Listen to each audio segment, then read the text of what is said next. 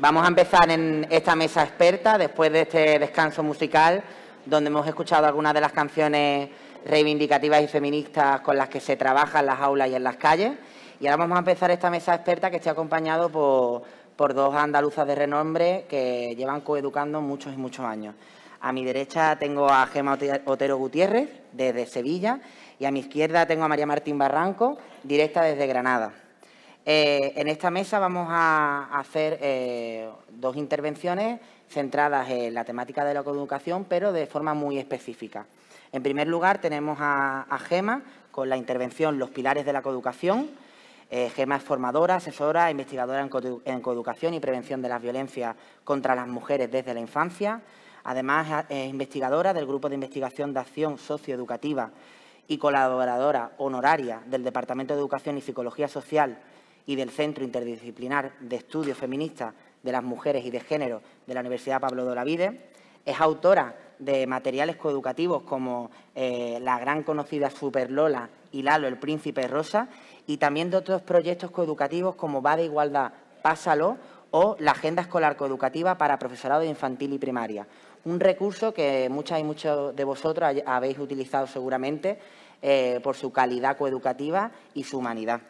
Yo he querido rescatar unas palabras de Gema que dice que todas llevamos en la memoria y en la piel nuestra propia historia de invasiones y de violencias machistas. Ella va a hacer esta intervención de la coeducación desde el corazón y espero que remueva conciencia de la misma manera que a mí, antes hablaba de referentes y ella es una de mis grandes referentes y que me abrió la mirada. Así que, sin más, os dejo con ella y que disfrutéis de su calidad. Bueno, me pongo... Muchas gracias, José Antonio, por esa presentación, ¿vale? ¿Estáis bien? ¿Estamos bien, no?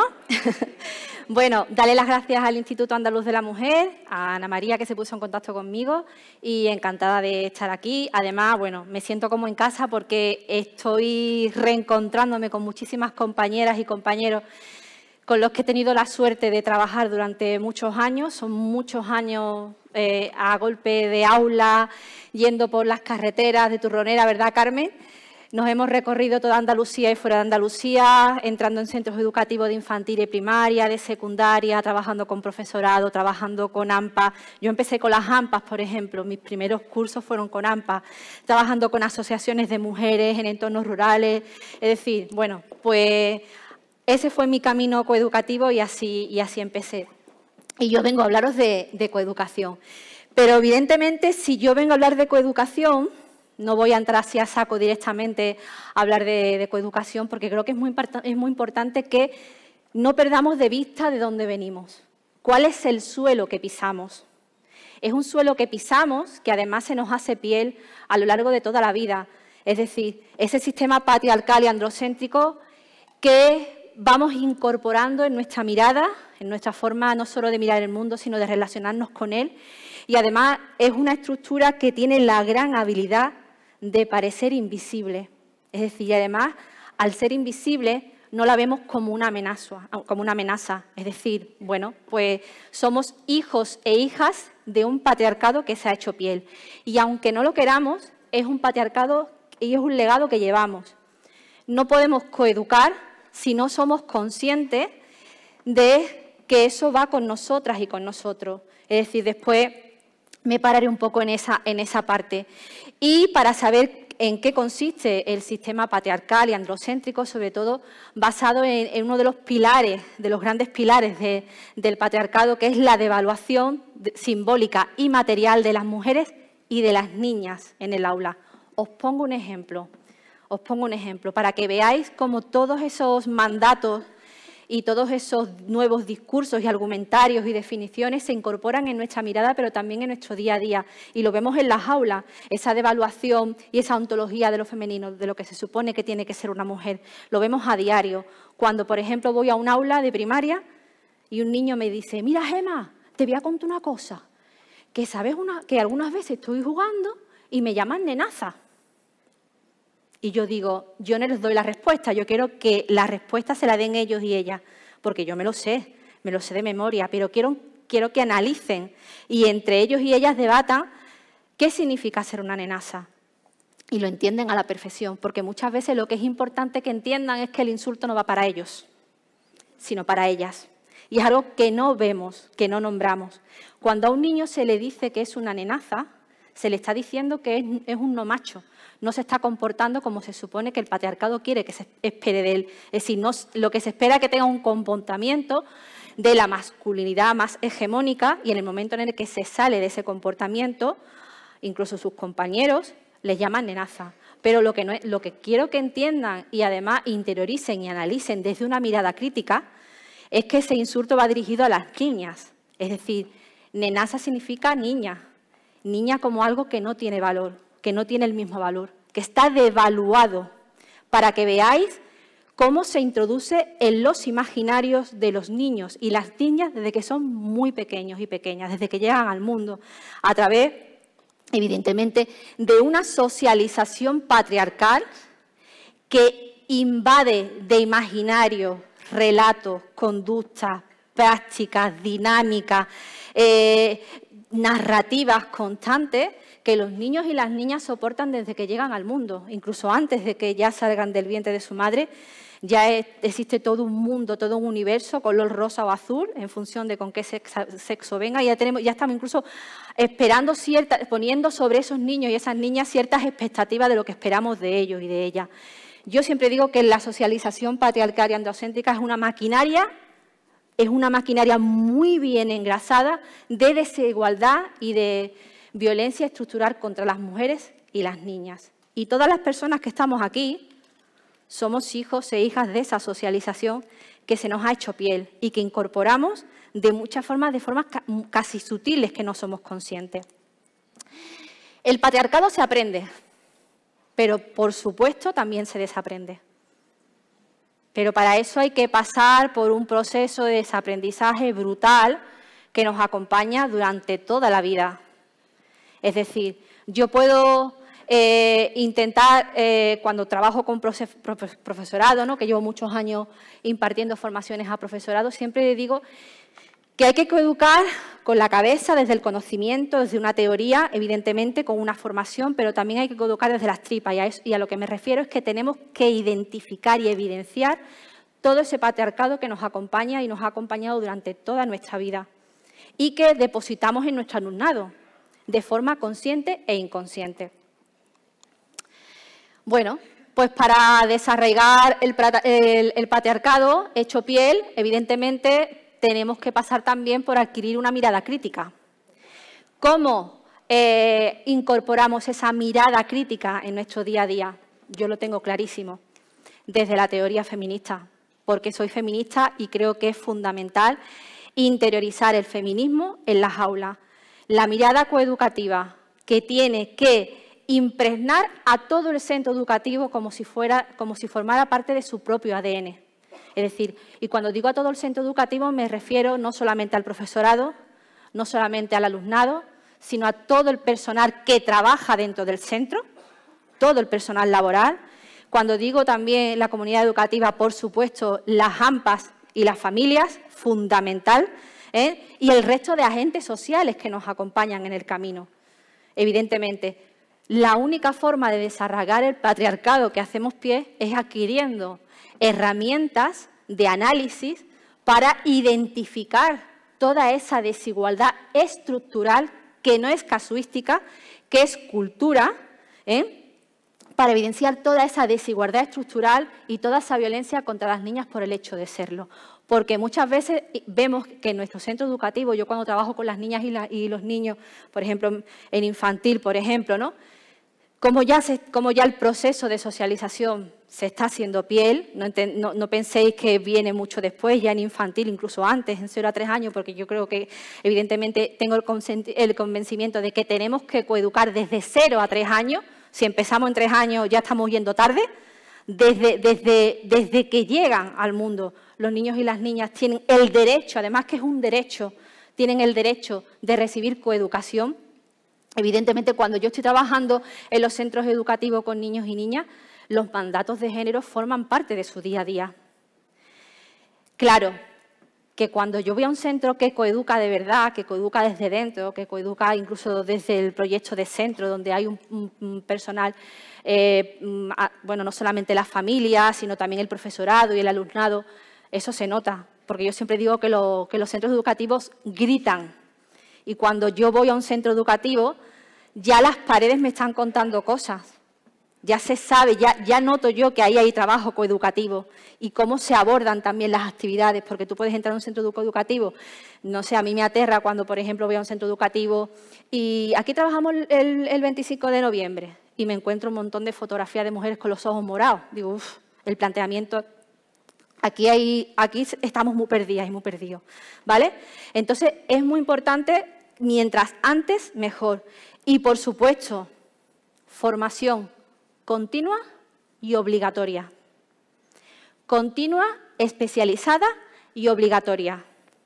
La coeducación es un derecho que los niños y las niñas tienen. La coeducación es un derecho que tiene el alumnado. Y tenemos la responsabilidad social de contribuir y coeducar como docentes que somos o como familias que somos. Yo siempre digo que quien no coeduca inevitablemente educa en la desigualdad. No hay otra. Y es algo que tenemos que asumir desde la autocrítica. Si yo no paso por un proceso de formación continua, especializada, donde se aborde de forma holística, es decir, de forma integral, la coeducación también, como decía Lola, también es sensibilización, es desarraigar de mi mirada todo ese patriarcado y toda esa socialización diferenciada y asimétrica que yo he hecho piel, que llevo en mis entrañas, que muchas veces perpetúo casi sin darme cuenta, que eso no me exime de la responsabilidad también, porque yo puedo estar perpetuando la desigualdad y puedo decir, es que no me he dado cuenta, pero el impacto es el mismo. No, hay que ponerse las pilas. Y, por supuesto, también el activismo. Es decir, cuando se coeduca y cuando llevas ya muchos años coeducando, tú coeducas en todos lados. Yo cuando llego a casa no me quito la mochila de la coeducación y la dejo en la puerta. Yo coeduco en mi día a día, con mi pareja, con mi familia, en los grupos de WhatsApp, cuando me tomo una Coca-Cola con mis amistades. Ojo, yo he visto a la Gema. Pues en mi grupo de amistades, mis amigos y amigas han aprendido a hablar con lenguaje no sexista. Pues claro, es decir, la coeducación forma parte también, y la coeducación como una ética de vida. Feminismo en las aulas, por un tubo, a todas horas, desde que los niños y las niñas son pequeños y pequeñas, entendiendo, por supuesto, lo que dicen las grandes autoras y las grandes teóricas del feminismo. Tenemos muchas en España, Barcácer, Millares, bueno, tenemos millones, Ana de Miguel, por ejemplo, ¿no?, que hablan de que el feminismo es una teoría crítica de la realidad. Lo de crítica es muy importante, porque gracias a que es una teoría crítica de la realidad nos permite evidenciar todos esos dispositivos, mecanismos, materiales y simbólicos, ojo con lo simbólico, porque el impacto de lo simbólico es brutal en nuestra vida y en nuestros cuerpos, que siguen perpetuando la desigualdad estructural entre los niños y las niñas, entre las mujeres y los hombres, y la violencia estructural sobre las niñas y las mujeres. Las niñas, desde que son pequeñas, empiezan a tener malestares que muchas veces ni siquiera les permitimos que nombren o no les echamos cuenta. Y sus malestares son síntomas de toda la opresión o de toda la desigualdad que ya empiezan a identificar y que muchas veces no saben ponerle nombre, pero lo evidencian, lo sienten. Por supuesto, en esto lo tengo clarísimo, que la coeducación, si algo tiene, es que devuelve la humanidad que el patriarcado arrebata a las niñas. Es decir, este sistema patriarcal, si algo hace con las mujeres y las niñas, es deshumanizarnos. No somos razón, somos naturaleza. Y eso las niñas lo incorporan en su día a día desde que son muy pequeñas. La coeducación no solo devuelve y restaura la humanidad que las niñas empiezan a ver desaparecer en sus propias vidas, sino que además también rompe la jerarquía sexual y la división sexual entre niñas y niños de los espacios, por ejemplo, ¿vale? Mecanismo, no me voy a meter mucho en ese tema porque Carmen después vendrá dando caña con el tema de la pornografía y la violencia. Pero ¿cómo un mecanismo brutal y que cada vez se da en edades más pequeñas? lo veis ahí, la hipersexualización. Y además que el patriarcado ya no solamente hipersexualiza a las niñas cada vez más pequeñas, bebés que son hipersexualizadas. ¿No se queda contento el patriarcado con eso? No, sino que da otra vuelta de tuerca y las pornifica desde que son pequeñas. Y las niñas aprenden a hacer cosas. Es decir, niñas cosificadas, deshumanizadas, inferiorizadas, que el patriarcado quiere que sean consideradas cosas para la mirada masculina patriarcal. Y eso es muy importante y es un mecanismo que está en las aulas, que lo vemos. Es decir, ya no solamente es que las niñas lo único que reciban a lo largo de su vida es la palabra o el calificativo que más escuchan a lo largo de su vida es que sean guapas, sino también ya empezamos a incorporarlas, empezamos a decir que son sexy. Evidentemente, el centro educativo no es un espacio donde se hipersexualice mucho a las niñas, evidentemente, pero ojo, por ejemplo, en los espacios de ocio, porque ahí nos relajamos, coeducamos en las aulas y de pronto llega el momento del recreo o de la excursión o de la actividad extraescolar o de la fiesta de fin de curso y ahí no coeduco. Hay que ser libres, claro, y de pronto nos encontramos con momentos en los que estamos viendo a niñas que le estamos diciendo que se pongan tutú, que se pongan top, y de pronto ellas pues están circundando alrededor de quien realmente ejercen como sujetos que son ellos. Entonces, importante no perder de vista que en los momentos de ocio también tenemos que coeducar. Bueno, cuando el feminismo entra en las aulas, y fuera de ellas también, pues se cambia el mundo, evidentemente. Es un proceso difícil, es un proceso largo, es decir, no vamos a, como decía creo que David, ¿no? Era el otro compañero, evidentemente tenemos que empezar a poner objetivos que podamos alcanzar, que podamos medir, que podamos evaluar, pero evidentemente cuando la coeducación entra en los centros se nota y además se nota en el alumnado, se nota incluso en las relaciones entre los niños y las niñas, entre las relaciones entre las propias niñas y los propios niños, entre las relaciones entre el profesorado y el alumnado. Porque si algo tiene la coeducación es que permite que niños y niñas interioricen algo fundamental, que es que tengan mirada crítica, que piensen por sí mismos y por sí mismas. Eso es fundamental, que el alumnado tenga herramientas de análisis crítico de la realidad de su día a día, de su realidad en su día a día dentro del centro o cuando juegan en el parque o cuando están viendo los dibujitos animados. Tenemos que darles herramientas que permitan el análisis crítico de su realidad para cambiar. Y otra cosa importante, del alumnado se aprende mucho. Yo hay veces que me callo y doy un paso atrás, porque hay veces que tengo que callarme, porque lo que estoy aprendiendo de mi alumnado es brutal. Y no solamente de mi alumnado de infantil o de primaria, sino también de secundaria. Tratarles con respeto, con cariño, con empatía.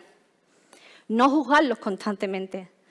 Es decir, la idea es que cuando digan una burrada, evidentemente si han dicho una burrada, vamos a decir que han dicho una burrada, pero vamos a identificar por qué lo han dicho y de dónde viene ese pensamiento, ese imaginario. No vamos allá de huello. ¿Vale? Evidentemente, ante situaciones muy tochas sí que tendremos que ponernos más serios, pero me refiero a que vamos a darles voz. Vamos a permitirle que el alumnado reflexione. Mira, tengo aquí a mi compañera Sonia, que estuve este año en su centro educativo de secundaria y estoy analizando las narrativas que he recogido, no solamente en su centro educativo, sino en otros centros educativos de otros municipios. Estoy analizando las narrativas que he ido recogiendo del alumnado de primero de la ESO. Es brutal, porque la actividad era que indagaran un poco en la socialización, el impacto de la socialización en su día a día. Y las narrativas son brutales, porque esas niñas que estamos hablando de 13 años ya están hablando de situaciones de violencia sexuales en su día a día.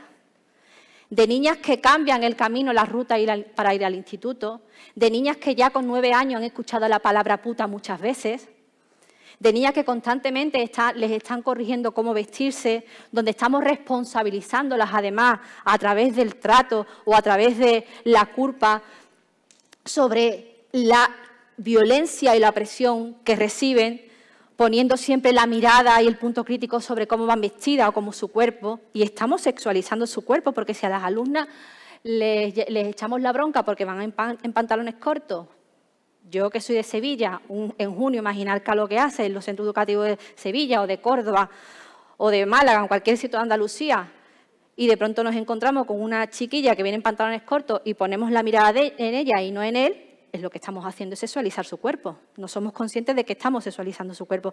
Y estamos, además, haciéndole cargar con la responsabilidad de esa opresión que está sufriendo. Evidentemente, si queremos coeducar, yo coeduco en todos lados. Yo soy la pesada de la coeducación. Voy con la coeducación a todos lados, porque creo que es fundamental. No solamente coeduco en los centros educativos, también coeduco cuando trabajo con las asociaciones de mujeres, por ejemplo. Coeduco en todos los espacios, porque no podemos tampoco echar toda la responsabilidad de un cambio de mirada, de un cambio en la cultura, para transformar esta cultura machista y patriarcal en una cultura igualitaria. No podemos echar toda la responsabilidad a los centros educativos. Es verdad que en los centros educativos se construye ciudadanía, pero es una responsabilidad que tiene que ser compartida. Es decir, la comunidad educativa tiene que asumir la responsabilidad desde el obligado cumplimiento, porque lo dice la norma, evidentemente, y además quien se resista está yendo en contra de la norma y además no está permitiendo a su alumnado poder disfrutar y vivir en un centro educativo libre de violencias machistas o libre de patriarcado. Pero no solamente es una responsabilidad que tiene que asumir el centro educativo, ¿vale? Yo hablo de profesorado, alumnado, familias, personal laboral, sindicatos, sino que todos los demás agentes sociales, es decir, pues sindicatos, personal laboral, administraciones, es decir, las asociaciones, desde los centros de la mujer que hacen un trabajo fundamental. Llevo años y años trabajando con los SIN de toda Andalucía, fueron mis comienzos, ¿vale? Y que hacen un trabajo de coeducación, por ejemplo, en Marchena. Llevo años coeducando en los centros educativos de Marchena, que yo ya voy por las calles de Marchena y me conocen, ¿vale? Y saben que me encantan los molletes, me regalan molletes, que es una pasada, ¿vale? Es decir, claro, porque cuando llevas ya muchos años trabajando en un espacio donde te permiten, además, y te dan la posibilidad de trabajar con las familias, con el profesorado, trabajas con alumnado de infantil, de primaria y secundaria, el impacto es mucho mayor. Todos los agentes sociales son importantes, pero ojo, bajo el abrigo, bajo, digamos, la estructura de políticas públicas que blinden la coeducación desde el obligado cumplimiento. Se necesita la implicación de todos los agentes sociales, pero políticas públicas feministas. Si no, nos quedamos en lo mismo. Tenemos que ir a la estructura. Es un cambio estructural. Y cuando digo estructural es que tiene que ir a la misma raíz. Bueno, empezamos con los pilares de la coeducación. José Antonio, ¿cómo voy de tiempo? ¿Regular? 5. Que yo me enrollo mucho, me gusta tanto. Bueno, yo ya voy a hierro, tú no te preocupes. 5 minutos. Pilares de la coeducación. Evidentemente, ya lo he dicho, crítica y rechazo individual y colectivo del sistema patriarcal del feminismo, ¿vale? Los pilares de la coeducación. Segundo pilar, socialización igualitaria de niños y niñas, dentro y fuera de las aulas, porque es su derecho.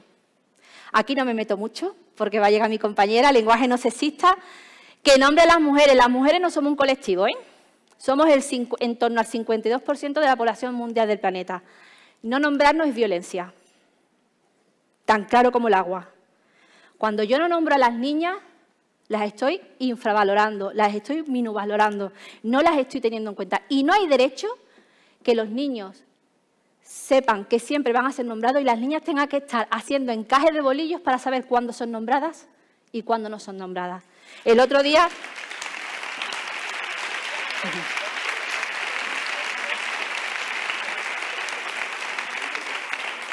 Y es tan sencillo como si yo digo científicos, en sus cabezas todos los niños y niñas de pronto empiezan a aparecer señores generalmente con el pelo canoso porque es el arquetípico de científico con su bata blanca. Pero si yo digo científico y científica, en las cabecitas de los niños y las niñas se llenan de científicas y de científicos. Y las niñas de pronto se piensan científicas. Y eso es fundamental.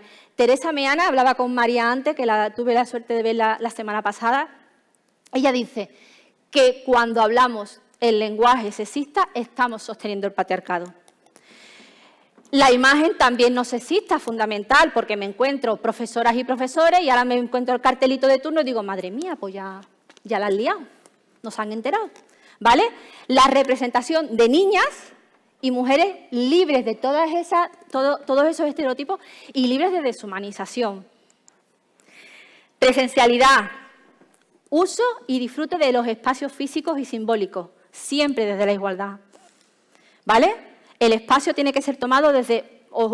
antes decían las compañeras que hay muchísimos materiales. Balones fuera de mi querida Marina Subirá y mi querida Amparo Tomé son referentes fundamentales. Yo ese libro lo tengo más que subrayado, es uno de mis libros de cabecera. Importantísimo, ¿dónde hemos estado las mujeres a lo largo de la historia? ¿Tenemos genealogía las niñas y las mujeres? Y muchas. Muchísimas, ¿vale? ¿Por qué es importante? Es decir, contar con una genealogía de mujeres desde una perspectiva feminista y para desarraigar ese androcentrismo de la cultura. Porque además las niñas necesitan saber que ellas también han generado conocimiento y han sido constructoras de civilización. Pero ojo, los niños también. Los niños tienen que tener referentes de mujeres a lo largo de la historia para que aprendan a relacionarse con sus compañeras desde la empatía y viéndolas como humanas, no como cosas. Fundamental. Bueno, paso atrás, os recomiendo y os invito a que entréis en la página web de Women's Legacy, ¿vale? Que es un proyecto europeo que coordina Ana López Navaja, donde tenéis un banco de recursos fundamentales, maravillosos, de las mujeres a lo largo de la historia y en todos los espacios del saber. Ahí vais a contar con recursos y con fichas didácticas que solo tenéis que imprimirlas y llevarlas al centro educativo. Trabajito hecho, para que no os tengáis que quebrar mucho la cabeza. Y para que los niños y las niñas sepan que las mujeres también formamos parte del mundo. Fundamental, la corresponsabilidad, ¿vale? La corresponsabilidad y el uso equitativo de los tiempos. Porque yo trabajo mucho en casa. Pero ¿y la carga mental? ¿Y la carga mental? Hoy mi pareja colabora mucho, pero yo estoy aquí y le estoy mandando mensajes de todo lo que tiene que hacer durante toda la tarde, dónde están las cosas, dónde está el abrigo, dónde está no sé qué, dónde están las clases que tiene que ir, a quién tiene que recoger. Eso es carga mental. ¡Oh! Corresponsabilidad por un tubo. Y tú haciendo, niña no sé qué, no sé cuánto. Bueno, pues eso, a eso me refiero. Vamos a dejarnos ya de lío y lo que tenemos que hacer es directamente desmantelar una masculinidad que es un constructo social hegemónico de poder y dominio. Es decir, vamos a darle la posibilidad a los niños, como dice Amparo, mi querida Amparo Tomé, de educarlos en la ternura, de no arrastrarlos y empujarlos a que sean machos, y vamos a desmontar directamente esa construcción que sigue siendo tremendamente opresiva. Es decir, tenemos que deshacer eso y, por supuesto, también desmantelar toda esa feminidad como constructo social creado para la sumisión, la subordinación y la opresión de las mujeres. Voy como un turbo. Esto me para un momentito. Como el comer, coeducación afectivo-sexual desde la infancia, desde 0 a 3 años. Yo muchas veces estoy en un centro educativo y estoy haciendo una actividad y cojo el taller y lo tiro por la ventana, porque de pronto me encuentro un conflicto y me importa mucho más que el Super Lola, la Super Lola y el Lalo lo que esté trabajando, porque me interesa que lo que está pasando ahí es importante. ¡Ay, Gemma, que mi amigo me quiere! Me encontré una vez en un centro educativo de infantil de 4 años, un chiquillo amargado porque tenía otro compañero que no le daba espacio físico. Todo el tiempo quería estar encima de él y lo abrazaba y se sentaba al lado de él y decía, me asfixio. Pues paré la clase. Ni Lalo, ni Superlón, ni después ya tuvimos tiempo para cantar y para bailar. Eso era mucho más importante. Espacio personal, deseo mutuo, respeto mutuo. que las relaciones sexuales, las relaciones afectivas tienen que estar basadas en algo tan importante, no solamente el consentimiento, porque en una relación de poder el consentimiento se le da una patada porque no sirve para nada, porque puedo estar diciendo que sí porque tengo miedo, porque no quiero morir, porque creo que es mi obligación, porque de pronto no sé cómo salir y digo que sí para que pase pronto. Es decir, no solamente el consentimiento, sino un deseo mutuo y escuchar. Disfrute mutuo, que yo también me lo quiero pasar bien. Y desde ahí, desde que los niños y las niñas son muy pequeñitos y pequeñitas. Es decir, es importante. Ay, y voy terminando. Identificación, análisis crítico, prevención y actuación frente a las violencias contra, no solamente la violencia de género, que se da dentro del ámbito de pareja, sino la violencia estructural contra las niñas y las mujeres desde que son pequeñas. ¿Vale? Aquí no se rinde nadie. Pero importante que quien no coeduca, aunque no quiera, está educando en la desigualdad y eso nos hace pupitas. Y eso no lo queremos escuchar, pero eso es verdad. Es decir, se necesita, como el comer, coeducadores y coeducadoras que tiren para adelante hasta que contemos con realmente un sistema educativo y todo un sistema feminista que nos avale desde la obligatoriedad. Si no te gusta coeducar, dedícate a otra cosa. Pero vuestro trabajo, el trabajo de los maestros, de las maestras, de los docentes, de las docentes, es importantísimo. Dejáis una huella en el alumnado que muchas veces es para siempre. Yo siempre lo diré. Siempre recordaré a mi profesora de parvulito, porque yo soy de parvulito. Porque en el momento que entré por la puerta, ella supo verme. Y no la voy a olvidar nunca. Fue para mí un referente. Y tenía 5 años. Dejó una huella imborrable en mi vida. Estáis dejando huellas imborrables en los niños y en las niñas que pasan por delante vuestra. Vuestro trabajo os tiene que apasionar, pero tenéis que hacerlo desde la igualdad. Si no, es más de lo mismo y seguimos haciendo exactamente lo de siempre, que es constantemente educar en la desigualdad. Muchísimas gracias.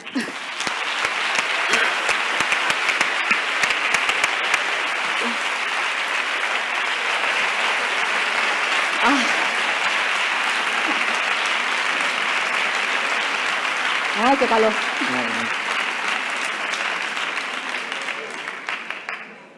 Estaba yo aquí con la boca abierta como para pararla, ¿sabes? Pero bueno, vamos a empezar con nuestra segunda intervención. Ella es María Martín Barranco, licenciada en Derecho por la Universidad de Granada, es consultora, formadora e investigadora especializada en igualdad, en intervención social con enfoque de género y así como en lenguaje inclusivo. Hoy nos trae una intervención titulada Lenguaje y valores, que enseña nuestra forma de hablar. Antes, Gema hablaba de la importancia del lenguaje igualitario y yo quería rescatar una declaración que hizo ella en una entrevista que le preguntaron: María, ¿el lenguaje no inclusivo es una forma de violencia hacia las mujeres? Y ella de manera muy clara dijo sí. Y no es algo que nos hayamos sacado de la manga, ni la feminista en general, ni yo en particular, que es ella. Hace mucho que está demostrado que el lenguaje es una herramienta de poder.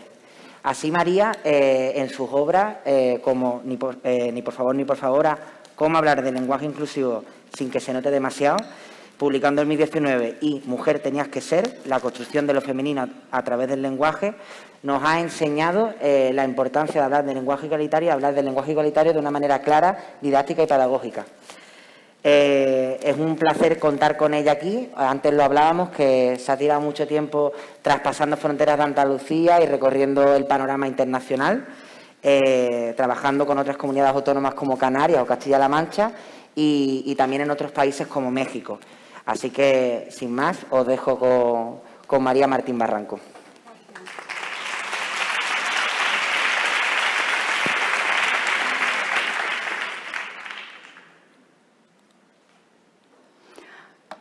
Aquí tendría que sonar un audio que no suena. Ni quiero ni quiera, ni vale ni bala, ni sí ni no, ni por favor ni por favor. Ni por favor ni por favor. Ni por favor ni por favor. Ni por favor ni por favora. Ni por favor ni por favora. Ni por favor ni por favora. Por favor ni por favora.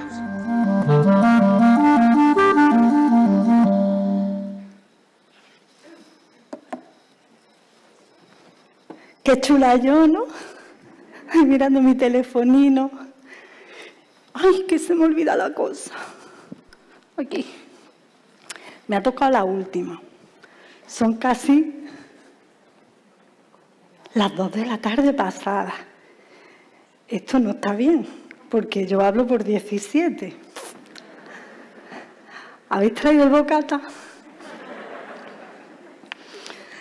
Os reís con la boca chica porque estáis en malla.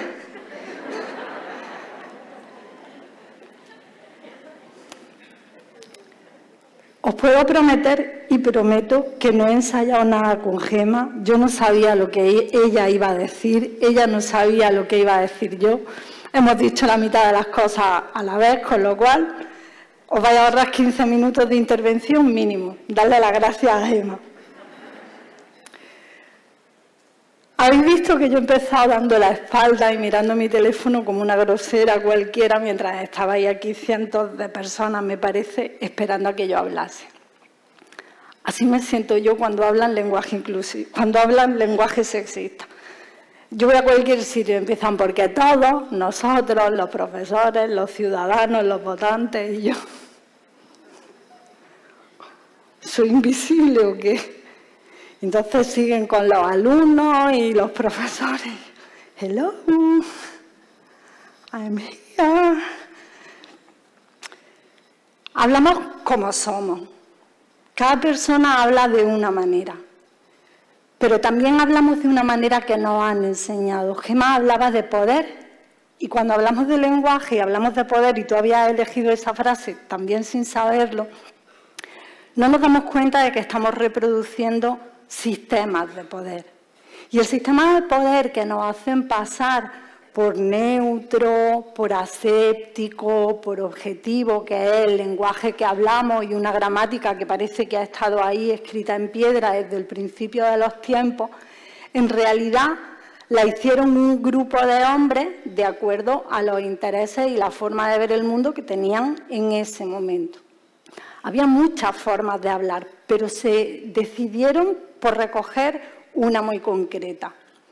Gema, y vuelvo a hablar porque es que como la tengo aquí me lo ha puesto todo tan fácil, ella lo dice muy bonito y ella dice el patriarcado que llevamos en la piel.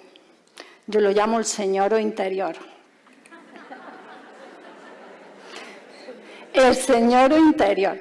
Antes yo le decía el patriarca interior, porque decía, coño, el patriarca... Uy, perdón. El patriarca... Estaba segura de que se me iba a escapar alguno. Bueno, pues ya lo he dicho, ya puedo estar relajada.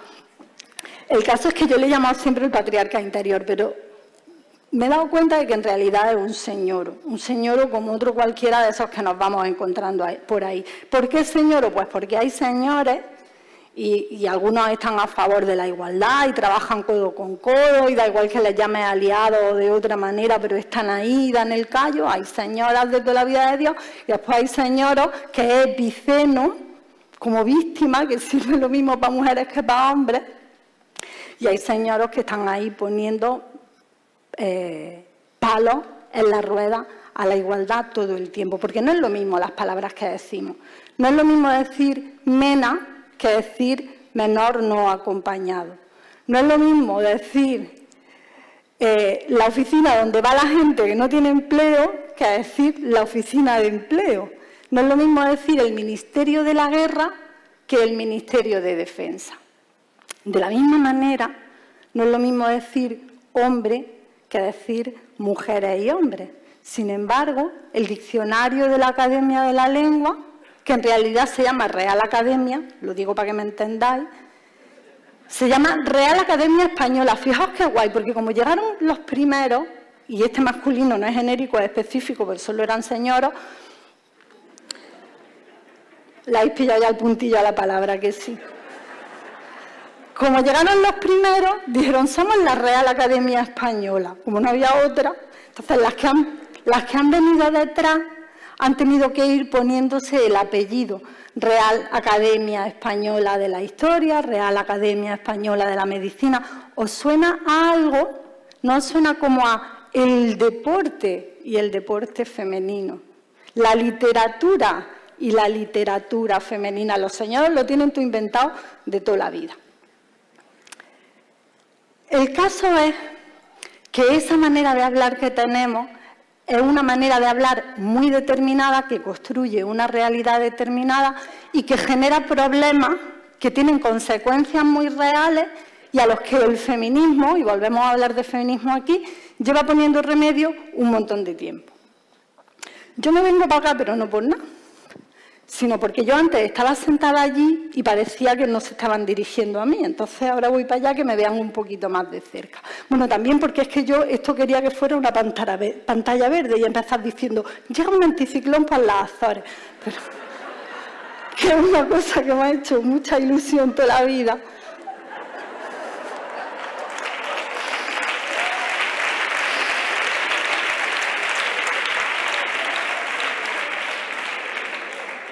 En el mar de Alborán, no, sigo, perdón, decía que había problemas, que había consecuencias y que había soluciones que el feminismo llevaba poniendo mucho tiempo. Qué feo estaba eso ahí del revés. Confundimos los problemas, no les ponemos el nombre adecuado y los queremos solucionar con las mismas herramientas. Pero al ser problemas diferentes, tenemos que buscarle, con consecuencias diferentes, además tenemos que buscarle soluciones diferentes también. Y un problema es que no se nombre a las mujeres, porque como también decía Gemma, somos más de la mitad de la población mundial. Otro problema es que haya colectivos que también están invisibilizados, lo mismo que le pasa a la mitad de la población, y creo que tú decías en tu primera intervención que a las mujeres se les van sumando discriminaciones y en este caso pues pasa igual. Pero también tenemos el problema, y Gemma también lo ha dicho, no es que seamos unas pesadas, es que al final tenemos muy claro dónde están los problemas y cuando hablamos de problemas los tenemos que citar cada una desde nuestro espacio. Y está el problema de la comunicación no inclusiva. Cuando hablamos de lenguaje no sexista, estamos hablando de no nombrar a las mujeres. Cuando estamos hablando de un lenguaje no inclusivo, lo que estamos haciendo es que hablamos de no nombrar a colectivos que han estado tradicionalmente discriminados. Puede que en ellos estén las mujeres, pero también puede que no estén. Un lenguaje puede ser no sexista y además debería de ser inclusivo. Pero además podemos estar utilizando un lenguaje no sexista y utilizando un lenguaje inclusivo y que nuestra comunicación sea pésima porque estemos en una mesa de debate y haya un señor utilizando lenguaje no sexista e inclusivo que no deja que hable nadie, solamente habla él. Toma la palabra y después te corta y además te explica. Y cuando tú hablas, recopílate lo que has dicho, que te dan ganas de llevar un abanico que diga eso ya lo he dicho y otro cierra el pico, señor. Por eso necesitamos distinguir los problemas y por eso yo voy a intentar contaros cuáles son las herramientas para detectar dónde están todas esas discriminaciones que se producen al hablar y que en ocasiones intentamos arreglar como buenamente podemos. ¿Qué quiere decir como buenamente podemos? Pues que nos han hecho pensar que lenguaje no sexista, lenguaje inclusivo y comunicación inclusiva son lo mismo y además nos han hecho pensar que se arregla con vocales. Entonces, pues vamos jugando a la acumulación de vocales y entonces a la O le pongo la A y a la A le pongo la E y lo próximo que vendrá será la I y si llega alguien más le pondrá la U, se nos han acabado las vocales y toma lío. Pero en realidad lo que importa aquí son esas consecuencias. Son las consecuencias lo terrible. Y las consecuencias son diferentes para las niñas y para los niños. Y las niñas aprendemos, y aquí se ha hablado de derechos, cuando no se nos nombra, las niñas aprendemos que no tenemos derecho a ser nombradas. Se nos educa en la creencia, en la asunción de la propia ausencia. Por eso hay mujeres que dicen, es que yo me siento representada por el masculino genérico. No, yo es que prefiero que me llamen en masculino. Pues sí, tú prefieres que te llamen en masculino porque lo has aprendido así. Porque hay dos pasos en este proceso. El primero, que se ha ejercido un poder y te han enseñado desde que aprendes a hablar que eso es así, como si no hubiese una alternativa. Y después tú transmites esa enseñanza. Así que las niñas aprenden que no tienen derecho a ser nombradas y los niños aprenden que tienen derecho a nombrar. Pero otra cosa muy importante, que tienen derecho a nombrarse así y a nombrar el mundo. Porque cuando te están diciendo que tú tienes, a través de las reglas gramaticales, tú has interiorizado, antes de ser consciente ni siquiera de que tienes derechos, has aprendido de que cuando aparece lo masculino, tú desapareces, tú estás aprendiendo que tus intereses no son los intereses generales, que tus intereses son unos intereses secundarios. Por eso, cuando te piden que te apartes en función de otros intereses, tú lo asumes como un deber.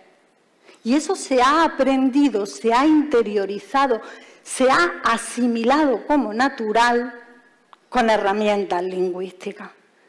Nosotras aprendemos que no tenemos derecho a que se nos nombre, que no tenemos derecho a nombrar el mundo y además aprendemos que nuestra forma de ver el mundo es una cosa aparte de la regla general. No nos identificamos, como decía Celia Amorós, con lo genéricamente humano. Ellos sí. Y los niños aprenden que sus deseos y su forma de ver el mundo es la forma de ver el mundo. Intentamos arreglarlo como podemos. Ya hemos dicho, los señores de la RAE nos ayudan. Entonces le ponemos una A, le ponemos una arroba, le ponemos un asterisco, le ponemos una X, le ponemos... Porque nos dicen todo mal, todo mal, todo mal, eso está mal, eso no se hace así, pero no nos dicen alternativas. Y lo que estamos haciendo cuando utilizamos cuando utilizamos un lenguaje sexista es que, y estábamos hablando de valores y de los valores que se transmiten, estamos transmitiendo el valor de la invisibilización, estamos transmitiendo la subordinación y estamos transmitiendo la perpetuación de un marco conceptual que se creó en el siglo XVII para unas necesidades del siglo XVII, no para unas necesidades del siglo XXI. Por eso yo os decía que hablamos como somos, hasta cierto punto. ¿Por qué es tan importante esto? ¿Y por qué está en la base? Sé que no es una pirámide, sé que es un triángulo, pero como si lo fuera. Es que la pirámide era muy difícil de poner con las letras encima y me salían torcidas. Que una no puede ser experta en todo. Si fuera también experta en PowerPoint, pues no estaría aquí hablando de lenguaje inclusivo, digo yo. Bueno, el caso es que este triángulo que os estáis imaginando, esto es como no pensáis en un elefante, pensáis en una pirámide. Porque yo digo no penséis en una pirámide y seguramente pues habrá quien haya pensado en una pirámide, habrá quien haya pensado en otras figuras geométricas, habrá quien haya pensado en Egipto porque ya llega la hora de comer y estamos teniendo alucinaciones. Pero os he puesto en un marco conceptual determinado. Estáis pensando en algo determinado. Y este triángulo de invisibilización, subordinación y perpetuación del marco conceptual hegemónico se repite en el lenguaje no sexista, se repite en el lenguaje no inclusivo y se repite en la comunicación no inclusiva. Por eso es tan importante. Porque cuando roban en vuestra casa, si os vais de vacaciones, volvéis y la casa está vacía, no necesitáis saber si ha sido con una ganzúa, si ha sido por la ventana. Tú entras, ves la casa vacía y dices, me han desvalijado. Ese me han desvalijado es lo que tenéis que buscar para saber dónde se producen las discriminaciones a través de herramientas lingüísticas. Si hay invisibilización, si hay jerarquización, si hay una perpetuación del marco conceptual que se considera como hegemónico y normal, entonces da igual que no sepas reconocer el masculino genérico, da igual que no sepas lo que es una posición redundante, da igual que no sepas lo que es el estatus vicario, da igual, porque sabes que se está subordinando a alguien al hablar, sabes que se está perpetuando la manera de pensar discriminatoria. No es cuestión de vocales, las vocales no lo arreglan todo, son una herramienta, pero no son la solución. Y este señor interior lo tenemos todas. Tenemos, aparte del señor interior así general, tenemos un señor interior de la RAE, yo lo tengo subido aquí, que cuando se me escapa un masculino genérico, porque a mí también se me escapan, porque yo he aprendido a hablar así, como supongo que todo el mundo, me dice, te la colé. Pero claro, yo ya estoy rápida porque me dedico a esto y entonces hay una solución, que esto es como los micromachines, muy rápido. Tú pones el femenino detrás y entonces llega el todo y todas, hombres y mujeres, niños y niñas, profesores y profesoras, y entiendes a veces que digan, es que esta pesadez del lenguaje inclusivo, hombre, pues si solo utilizáis esa herramienta un poco pesado, ¿para qué nos vamos a engañar? Sí que se hace. Y yo quería saber si realmente tenéis o no tenéis señor interior. Y es que me has tocado aquí, no tengo yo nada en tu contra. Ahora que le voy a tocar a ella para que veáis que esto no. Yo veo caras de, bueno, pues señor interior lo tendrás tú, guapa, pero yo señor interior no tengo. Todo el mundo tiene señor interior. Audio, please. Nadie me pone el audio. Yo había grabado una voz. Pérez tenía un hermano. El hermano de Pérez murió. Sin embargo, el hombre que murió nunca tuvo un hermano. Estamos buscando a Pérez desesperadamente. ¿Habéis reconocido el acento? ¿Diríais que es de algún sitio en concreto? ¿Aquí hay alguien de Valladolid? ¿O de Burgos? ¿O de Salamanca? Vale, pues haz como si no me escuchara a partir de ahora. Por favor, siempre tiene que haber alguien de Valladolid. Oye. Es que yo tuve una monja de Valladolid que se pasó 13 años diciéndome que hablaba mal. Entonces estoy un poquito resentida. Hablaba mal y no me dejaban leer en la misa del cole. Entonces yo llegaba y era como... Segunda lectura, o era la primera, ya no me acuerdo, hace mucho que no voy a misa. Unos nervios para decir todas las S. Para que la D final no me sonara como una Z. Para no aspirar la J. Aprendí, Aprendí. Pero el caso es que me decían que hablaba mal, esa señal del lenguaje de poder, pues hablan mal en un montón de sitios. De hecho, es que en Valladolid no llegáis a 5 millones de personas y el resto de gente hablando mal somos hasta 500 millones.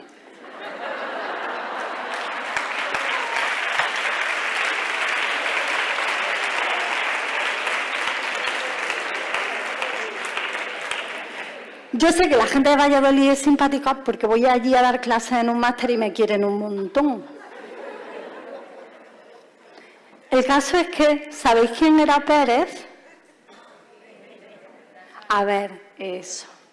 Qué gente más enteradilla estáis aquí, como se notan las ganillas de comer a las 2 y qué, a las 2 y 22 ya como... Pues sí, eso es un ejemplo de lenguaje sexista. ¿Y sabéis por qué se puede poner ese ejemplo de lenguaje sexista? Por dos mecanismos de nuestra lengua. Por el masculino genérico y por el marco androcéntrico que crea. ¿Por qué el marco androcéntrico? Pues porque Pérez en realidad puede ser una mujer o un hombre, pero ¿a cuántos amigos llamáis por el apellido y a cuántas amigas llamáis por el apellido? ¿O por qué los algoritmos, si yo pongo M. Martín, le van a asignar mi trabajo al primer Manolo Martín que pase por allí, aunque no sea? Son señoros también. Esta, como estamos hablando de lenguaje inclusivo, la habéis sacado rapidito. Además, esto es un congreso de coeducación, que menos, ¿no? Ya es como, por favor, te lo pido. Pero en realidad se puede hacer más difícil todavía. Vamos con el otro. Ay, pero esperad. No lo pongáis, que se me había olvidado que venía esto. Las matemáticas del androcentrismo. Lo voy a pasar muy rápido porque, total, lo único que tenéis que ver es el resultado. Tú empiezas a poner cosas femeninos, masculinos, neutros, más neutros, todo es igual a masculino siempre. Y entonces, ahora ya sí, porfa, llegan las cosas de eminencia. Un padre y un hijo viajan en coche y tienen un accidente grave. El padre muere y al hijo se lo llevan al hospital porque necesita una operación de emergencia muy compleja, para la que llaman a una eminencia médica. Pero cuando entra en el quirófano dice: no puedo operarlo, es mi hijo. Ahí faltan las comillas de cierre. Sí. Pues hay una errata en la última diapositiva a lo grande para terminar, que la he visto hace un ratillo y digo: ay, madre mía, es la última, como le tiráis una foto, la pongáis en las redes sociales, vamos a tener un problema. Esto es para daros tiempo para saber quién era la eminencia. O el padre. O es que no puede haber dos padres. ¡Ah!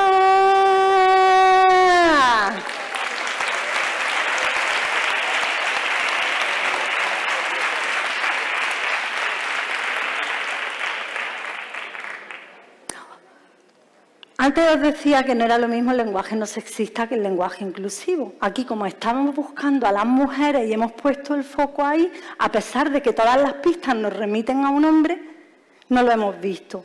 ¿Por qué? Pues porque aquí lo que estamos haciendo es no incluir, aunque no seamos sexistas en este caso, porque eminencia es un epiceno, mira como señoro también. ¿Esto acaba de caer? ¿No os pensáis que lo traía preparado? ¿Sí? Para que veáis que yo voy rápido. El caso es que esto se produce por esa base de la pirámide del marco conceptual hegemónico. Tenemos una manera de ver el mundo que, aunque seamos las personas menos discriminatorias del mundo, nos han enseñado y pensamos por defecto, como si fuera el piloto automático, cuando tenemos prisa, lo que nos sale es ese marco conceptual determinado. Y lo que nos sale en la familia con su mamá, daros cuenta que no he dicho al papá primero, con su mamá, con su papá, su niña y su niño, y si hay perrete ya ni te cuento, o sea, eso ya es el colmo de la familia perfecta. ¿Qué pasa? Pues que incluso la RAE a veces también se nos lía con estas cosas. ¿Lo veis bien? Mirad lo que dice de matrimonio. ¿Mola o no mola? Dice hombre y mujer. Bueno, ya sabemos que la RAE es de las que dice el burro delante para que no se espante, ¿no os decían eso de chicas? Pues la RAE puso esa norma gramatical que era el burro delante para que no, perdón, el masculino delante para que no se espante. Para que nos acordáramos siempre de lo que va primero.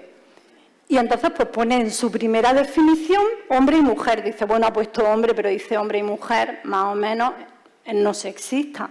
Pero ¿estáis viendo la segunda definición? O sea, ¿veis esa segunda acepción? No os sube una cosa así, va a decir, pero bueno, ¿cómo se atreven?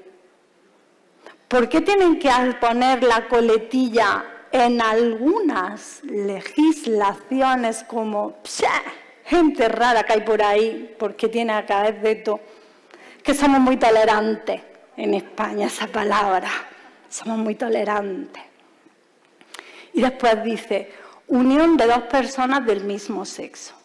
Con lo sencillo que habría sido, ya que se ponían a cambiar el diccionario cuando se permitió el matrimonio entre personas del mismo sexo, haber puesto unión legal entre dos personas. Chimpún, la economía del lenguaje se ve que solo aplica para las feministas.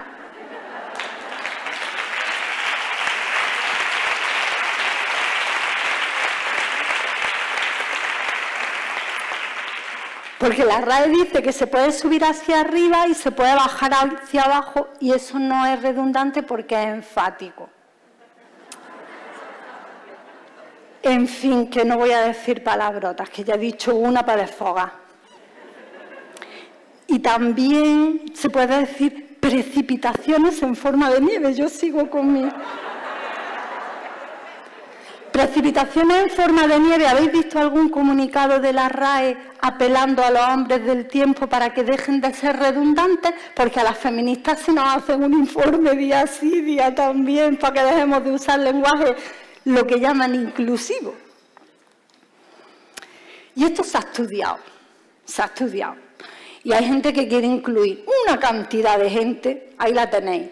En Twitter, en abril de 2020, se examinaron como 2 millones y pico de tweets, un montón. Podéis buscar el experimento que está en las redes sociales puesto, en la página de la Fundeu, en la página de Linguo.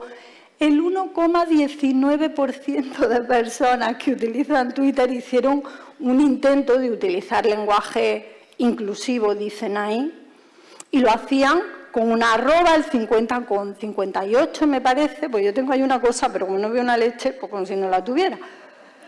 La X el 31,33 o 34% en ese intento y la E el 17 con algo por ciento. Ya habéis visto que la E ha llegado a la última, pero rápidamente se ha posicionado, lo cual ya nos puede dar una pista de qué le gusta más al sistema. Y cuando al sistema algo le gusta, cuidado. A lo mejor no sabemos por qué, pero cuidado. ¿Qué pasa? Pues que en unos países elegíamos unas cosas y en otros países elegíamos otras. A veces elegíamos un signo y a veces elegíamos otro. A veces la arroba, a veces la X, a veces la E.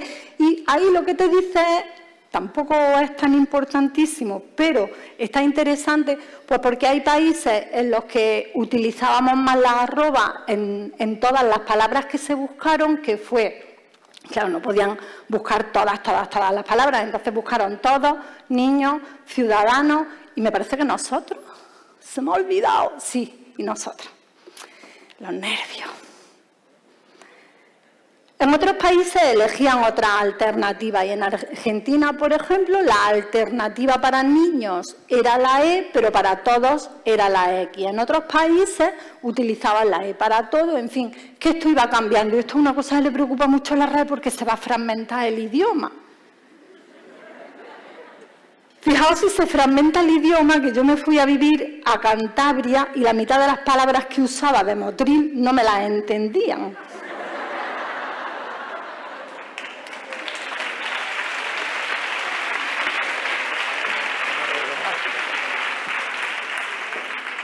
Y el otro día dije castroja y me dijeron, ¿castroja? ¿Eso qué es? Madre mía, para explicar lo que es castroja, tela, ¿no? Si no lo sabéis lo que es, os vais a chinchar. Ahora no lo digo. Bueno, el caso es que se dice castroja a una persona que te parece que es bruta, es una palabra de verdad tremenda, pero oye, que lo dije no sé por qué y que no me la entendieron. La fragmentación del idioma, engranar, no me entendieron una palabra en granaíno. Por eso quiero que recordéis que no sexista e inclusivo son dos cosas completamente diferentes. Y tú puedes decir las cojas, les coges y los cojos y estás siendo una persona muy discriminatoria para cualquiera que tenga una discapacidad de cojera. Una persona con cojera le da igual que tú digas cojas, coges y cojos porque se está acordando de tu familia, así en general y de ti en particular. O sea que esto de vocales no va. También puedes decir, bueno, pues voy a optar por un neutro y voy a decirles minusválides. ¡Ay, qué bien lo ha hecho! Ha usado la E. ¡Qué inclusiva! Pues no. Lo siento. A lo mejor tendrías que haber dicho personas con discapacidad, o personas con cojera, o personas con ceguera, o vete tú a saber. Y entonces llegan otros intentos de incluir que no pasan por vocales, que intentan utilizar expresiones neutras como personas menstruantes, personas gestantes, personas vulvoportantes. Yo aporto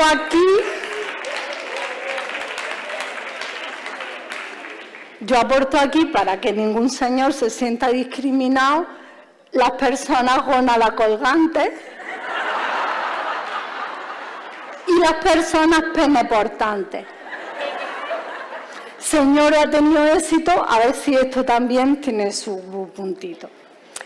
El caso es que son distintos porque todos, ¿os acordáis de ese triángulo, casi pirámide, que tenía invisibilización, que tenía subordinación, que tenía una perpetuación del marco conceptual. ¿Qué pensáis? ¿Que pensaría mi abuela? Primero, si se levantara de la tumba la mujer, que menudo susto me iba a dar. Abuela, te quiero.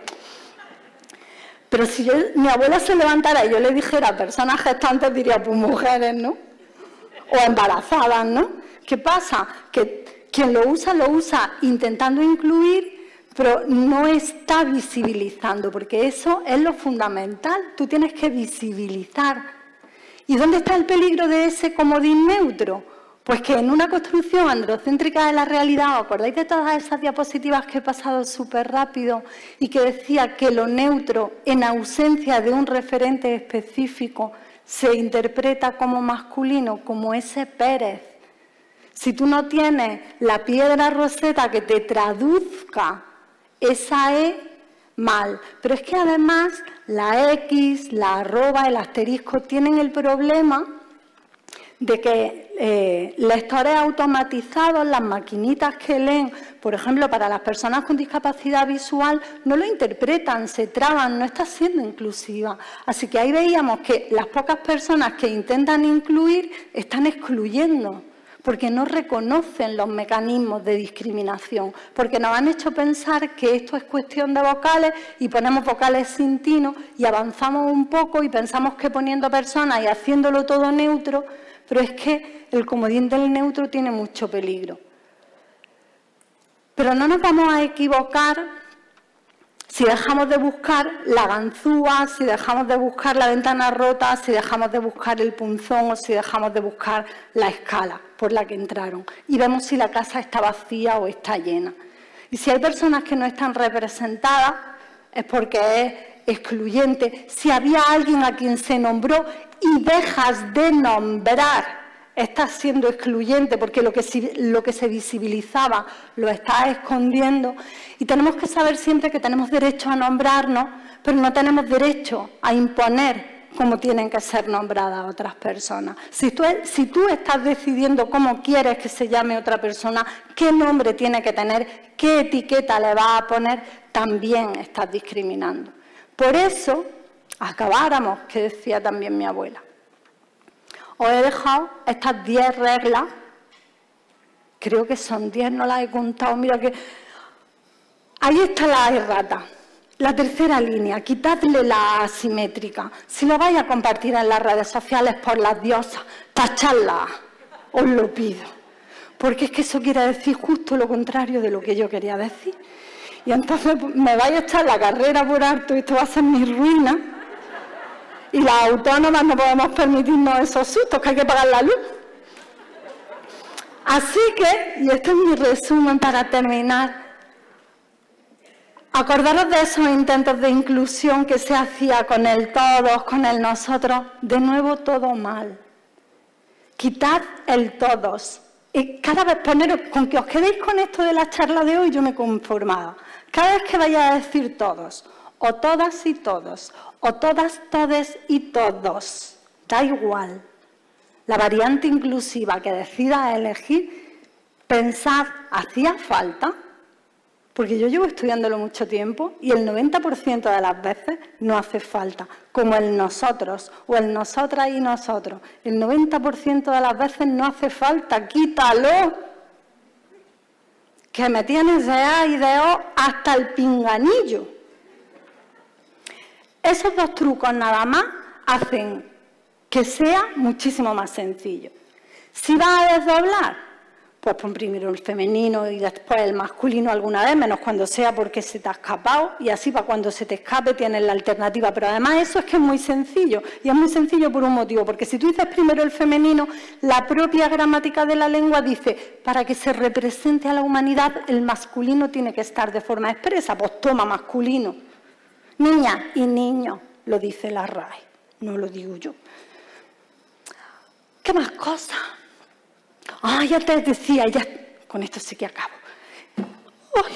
Me voy a caer para terminar. Es que quiero terminar sentada, perdón. Para explicaros dos cosas. La posición redundante, que me da mucho coraje. ¿Qué es la posición redundante? Poner mujeres cuando no hace falta. Mujeres abogadas, ¿por qué? Hombre, si vas a decir mujeres periodistas, sí, porque acaba en ista y no se sabe. Pero si vas a decir juezas, ¿por qué mujeres juezas? ¿Cuántos hombres jueces y hombres abogados veis en los periódicos? Sobra. Si ya hay un femenino, quitad el mujeres de delante, os lo pido por favor. Y otra cosa, el singular alegorizante. Esto es muy polémico.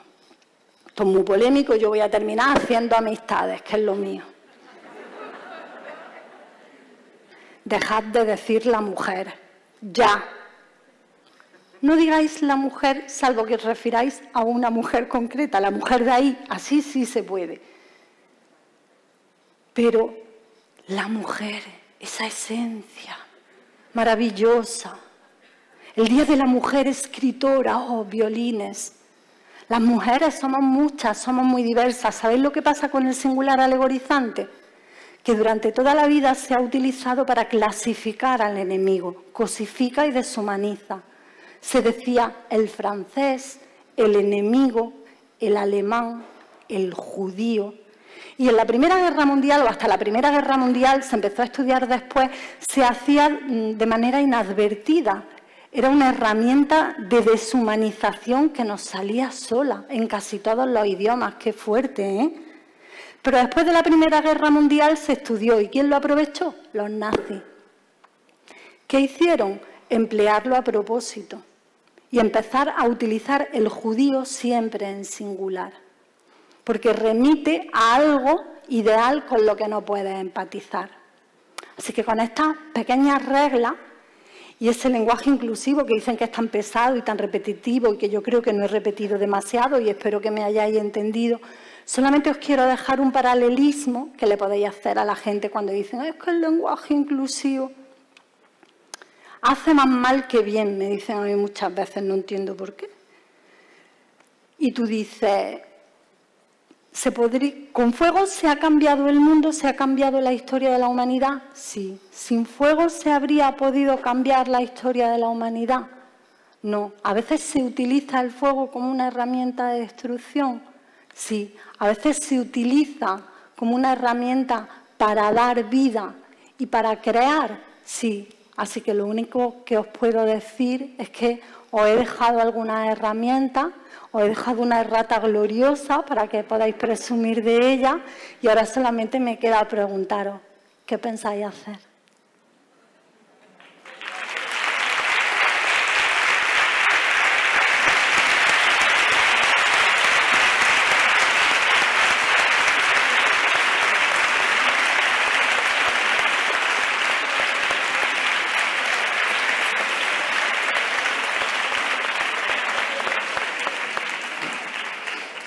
Bueno, yo lo he avisado que la mesa venía fuerte y la habéis podido comprobar. Solo recordaros que, bueno, gracias María y Gema por coeducar y sobre todo por formar parte del patrimonio inmaterial de Andalucía y por ser la razón, una de ellas, de por qué este congreso se llama el Congreso Andaluz de Coeducación, porque evidentemente tenemos a grandísimas referentes. Vamos a cerrar la jornada de hoy y simplemente recordaros algunas cuestiones. Tenemos fuera un stand del Centro de Documentación María Zambrano, que es expositivo. Por favor, no llevéis tampoco las cosas. Que está... Devolver las cosas. Está nuestra compañera Aure y os podréis acercar para que recibir recomendaciones, ver los proyectos que tenemos y especialmente los materiales de coeducación que del Instituto hemos realizado, especialmente en estos últimos años, pero sobre todo en los anteriores 30.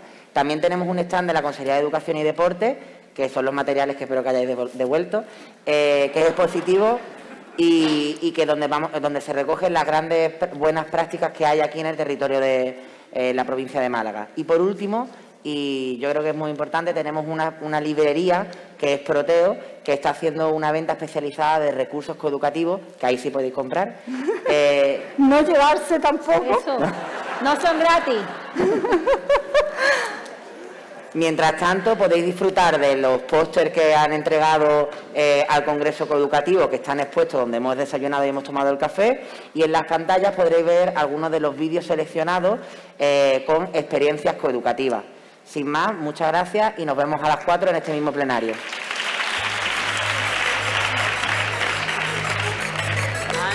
cuadritos, doble jornada. Falsa fantasía, peligrosa ilusión, es pensar que alcanzamos igualdad en la nación. Que